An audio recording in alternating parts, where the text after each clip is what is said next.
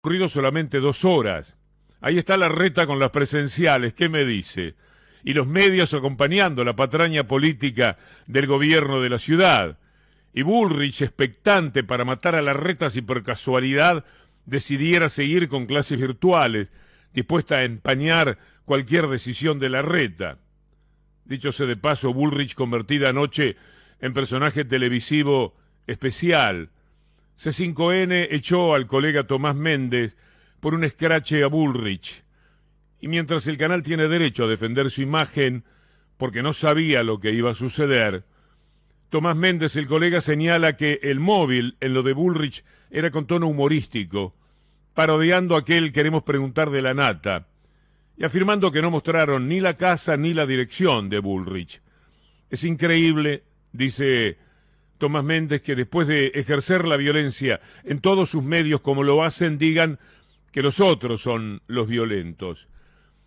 De todas maneras, más allá del hecho en sí, me invade una cierta melancolía, porque los malos han alentado 1000 veces escraches, qué sé yo, a Cristina Fernández de Kirchner y a otros adversarios políticos. Los malos han publicado teléfonos de quienes pretendían estigmatizar, como Gil Carbó y sus hijas, a las que destrozaron sus vidas en una etapa. Y yo mismo, les digo la verdad, puedo ver en la puerta de mi casa ATN diciendo el número de calle, la dirección, el apartamento en el que vivo porque se les antojaba escracharme. Y no les pasa nada. Cuando lo hacen ellos, nunca deben rendir cuentas. Y del otro lado, hay que explicar cualquier paso en falso que se da. Y lamentablemente es así. Lamentablemente la derecha puede mentir y la izquierda no. La derecha puede permitirse cualquier estropicio de la verdad y de la ética, y la izquierda no, justamente por eso, porque son derecha e izquierda.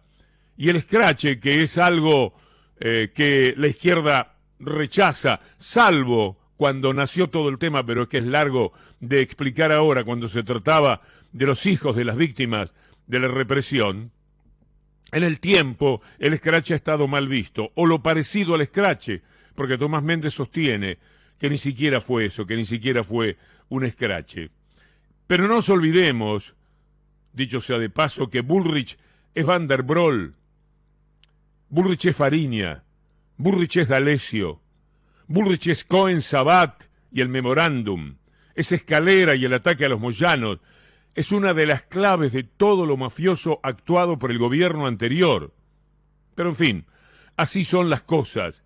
Esos tienen vía libre para las peores maldades y del otro lado no caben chistes ni errores. Vamos a hablar de algo positivo. Vamos a hablar de la llegada de vacunas, millones de vacunas. El fin de la mentira, no hay vacunas. Hablemos de la utilidad de la primera dosis por mucho tiempo y el fin de la campaña contra la dosis única. Eso a lo que hacía referencia Ernesto Tiefenberg el fin de semana cuando hablaba de la campaña por la dosis número 2, eso que motivó que los medios de comunicación dijeran que la primera dosis entonces poco menos que no servía para nada. Siempre mienten, pero ellos pueden mentir. Ellos pueden decir cualquier cosa, hacer cualquier daño y no les pasa nada. Pero también hablemos de lo gracioso, que resulta verlo a Macri, escucharlo a Macri, anunciando que cuando él era presidente, a las 7 de la tarde ponía Netflix para cuidar su espíritu, y al otro día recién se enchufaba de nuevo. La verdad, ¿cómo nos perdimos semejante conductor, semejante presidente en los tiempos de la pandemia? Imagínenlo mirando Sorjonen o Borgen mientras nos moríamos a su alrededor. Mejor el comienzo tiene que estar referido a quien fue presidente de la República y ha declarado cómo era su vida en los tiempos en los que era presidente, procurando justificarse. Más adelante lo vamos a escuchar a Guado de Pedro decir que Macri no tiene registro del daño que hizo.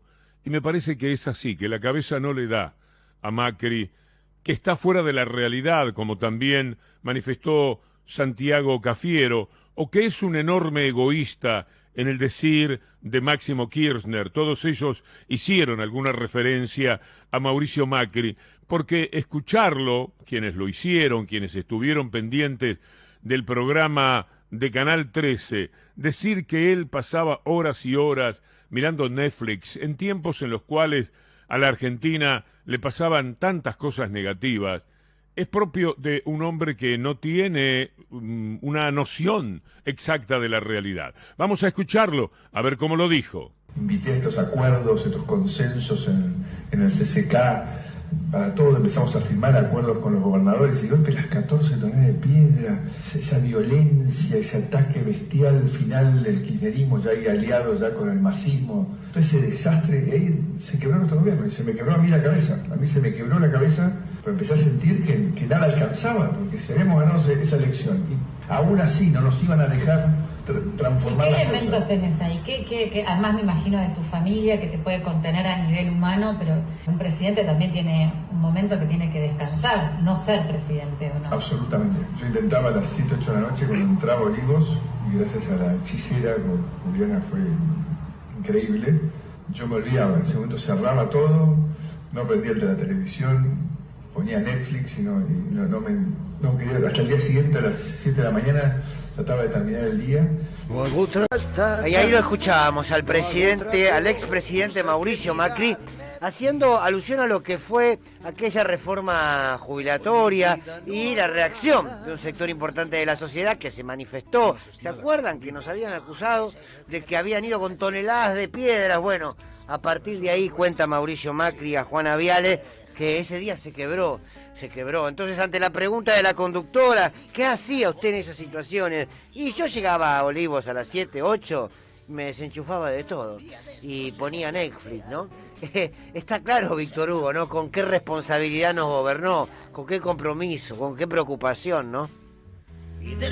Dice Guado de Pedro, él no tiene registro del daño que hizo y no me sorprende, yo creo que es una buena definición. Macri no tiene cabeza para eso, es decir, es un muchacho que no tiene ese registro ni siquiera emocional de los daños que provoca. Es como que no se da cuenta de verdad.